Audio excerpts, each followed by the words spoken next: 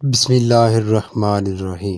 شرمندگی سے بچنا چاہتے ہیں تو 6 چیزوں پر قابو رکھو۔ خدا کی تلاش ایک ہی جگہ سے دوسری جگہ مت جاؤ، بلکہ اپنے دل میں تلاش کرو۔ تم کائنات کی ہر شے، ہر شخص میں خدا کی نشانیاں دیکھ سکتے ہو، کیونکہ خدا صرف مسجد تک محدود نہیں۔ جیت یہ نہیں کہ کوئی انسان کبھی نہ گرے، بلکہ کئی بار گر کر دوبارہ اٹھنا بھی جیت ہے۔ اگر لوگ تمہارے پیٹھ پیچھے باتیں کرتے ہیں تو اس کا مطلب یہ ہے کہ آپ آگے بڑھ رہے ہیں۔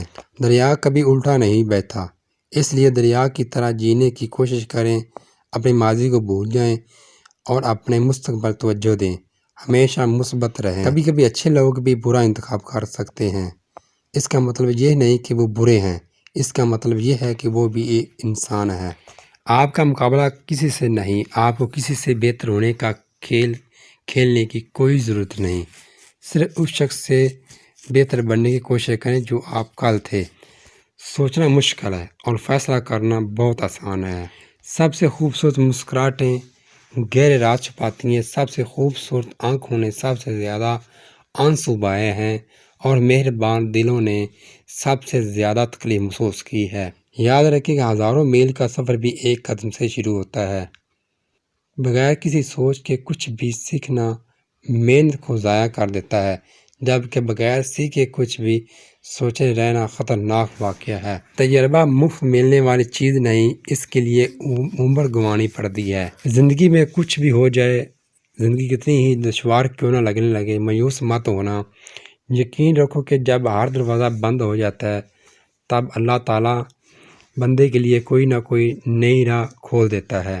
جو آدمی زیادہ ہنستا ہے اس کا رعب ختم ہو جاتا ہے، جو زیادہ مذاق کرتا ہے اس کا حلقہ بے حیثیت ہو سمجھتے ہیں، جو باتیں زیادہ کرتا ہے اس کی لغزشیں زیادہ ہو جاتی ہیں، جس کی لغزشیں زیادہ ہو جاتی ہیں اس کی حیا کم ہو جاتی ہے، جس کی حیا کم ہو جاتی ہے اس کی پرہیزگاری کم ہو جاتی ہے، جس کی پرہیزگاری کم ہو جاتی ہے اس کا دل مردہ ہو جاتا ہے۔ 3 چیزیں ذلیل کرتی ہیں: چوری، چغلی اور جھوٹ۔